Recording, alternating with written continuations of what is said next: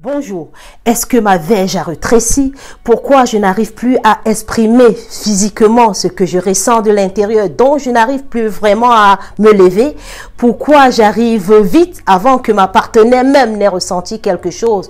Autant de problèmes sexuels, sexuellement parlant. On va parler aujourd'hui de l'obésité et de tous ces problèmes qui vont influencer la sexualité. Oui, si vous avez pris du poids, si vous êtes diabétique, si vous êtes en insuffisance rénale, si vous avez soucis de prostate, ça concerne également la sexualité parce que je n'en parle pas le plus souvent et je ne suis pas sexologue, mais je vais parler de l'aspect de nutrition parce que je suis votre nutritionniste qui vient en France et je suis là pour vous apporter des conseils via vos régimes, de vous dire comment par rapport aux complications vous pouvez faire, surtout pour vous en sortir.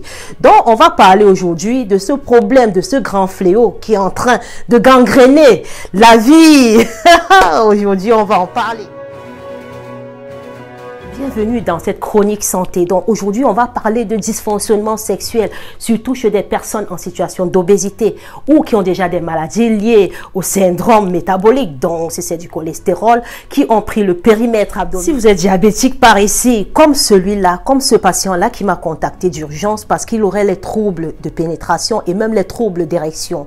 Ça, c'est des problèmes courants. Donc ne gardez plus le mal en vous. C'est quelque chose dont vous n'êtes pas seul. Vous pouvez partager et vous pouvez toujours parler de tout pour qu'on puisse apporter des solutions. Donc aujourd'hui, je vais parler de cet aspect masculin mais féminin aussi parce que les femmes aussi généralement ont des soucis concernant leur sexualité quand elles sont même déjà seulement en situation d'obésité.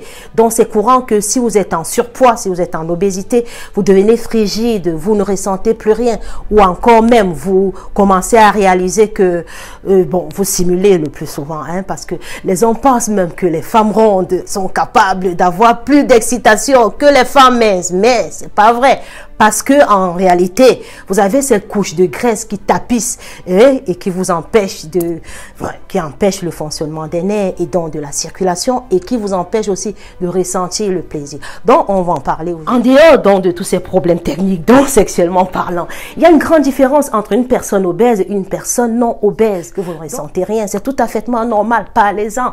On est là juste pour vous aider. Le poids entraîne la baisse du plaisir ressenti lors du plaisir sexuel. Donc, c'est tout à fait normal que vous puissiez avoir les difficultés pour atteindre l'orgasme. Donc, il suffit de maigrir. Quand vous ressentez que vous avez un ventre assez volumineux, vous commencez à avoir de la graisse qui s'accumule surtout au niveau de votre nombril. Vous avez un tour de taille supérieur à 88 cm de tour de taille. C'est normal que vous puissiez ressentir déjà la baisse de l'orgasme. Ça fait partie des conséquences de l'obésité. Donc, et pour les hommes, ça a tendance à vous féminiser également. Donc, vous aurez une montée d'estrogène. Vous allez avoir les vergetures même, vous allez ressentir que vous féminisez et ça va influencer également votre testostérone. Donc, sur votre vie sexuelle, il y aura un souci. 350 millions de personnes dans le monde souffrent d'obésité. Et puis, on parle d'obésité lorsque l'indice de masse corporelle est déjà supérieur à 30. Bon, c'est un petit calcul que je mettrai la formule. Vous pouvez calculer vous-même ou aller sur mon site ou dans ma page, cliquez, vous amusez et puis savoir où vous en êtes par rapport à votre morphologie, par rapport à votre corps, par rapport au risque de maladies cardiovasculaires parce que c'est un indice qui va vous dire si vous êtes dans l'obésité, par exemple, morbide ou sévère, ou juste en surpoids ou normal, si vous risquez ou pas d'avoir un AVC, donc un problème de maladie cardiovasculaire en fait. Et puis, maintenir une vie sexuelle épanouissante devient un vrai challenge car les études et mon expérience professionnelle ont bien démontré que l'impact négatif sur la sexualité, aussi bien chez l'homme que chez la femme, est courante. Donc tout le temps, sur des personnes qui souffrent de syndrome métabolique, ils ont ces problèmes-là par rapport à l'érection, par rapport à la quéquette qui retrécit, par rapport au fait qu'ils sont en train de vomir avant même de commencer le match. Bon, par rapport à plein de choses. Donc, par rapport à cette expérience-là, je viens aujourd'hui vous mettre en garde concernant vos régimes. Comment y remédier? C'est aussi simple que ça. Si vous ressentez que vous avez des petits dysfonctionnements, c'est simple, vous saurez de toute façon parce que vous savez très bien quand c'est normal. Pour les hommes qui commencent à avoir du gros ventre, est-ce que vous posez la question de tout ce qui se passe? Vous voyez juste que vous avez quelque chose qui a changé et que peut-être peut-être madame se plaint ou mademoiselle, on ne sait pas. Mais ce qui se passe, c'est que la graisse pubienne va commencer à absorber votre quéquette par l'intérieur. Ça va diminuer de taille, oui, vous avez ressenti. Vous allez avoir la base qui sera au fur et à mesure absorbée et ce sera fréquent de voir que la taille de verge va diminuer, entraînant donc la difficulté de pénétration. Et ça, c'est ce qui se passe chez les personnes qui passent d'une taille normale et qui deviennent et qui basculent vers une obésité morbide ou même qui commencent à prendre du poids parce que c'est pas du jour au lendemain. Vous allez ressentir que quelque chose a diminué.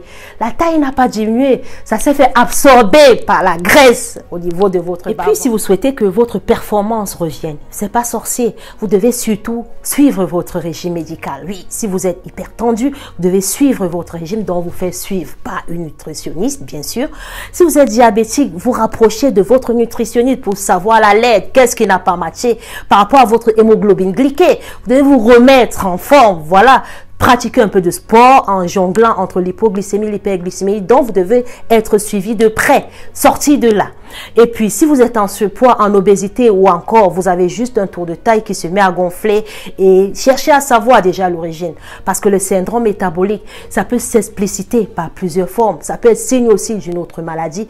Donc, ne faites pas l'automédication. Allez vous faire consulter par votre nutritionniste. Écoutez attentivement les recommandations, les conseils, les prescriptions ou encore laissez tomber et oubliez.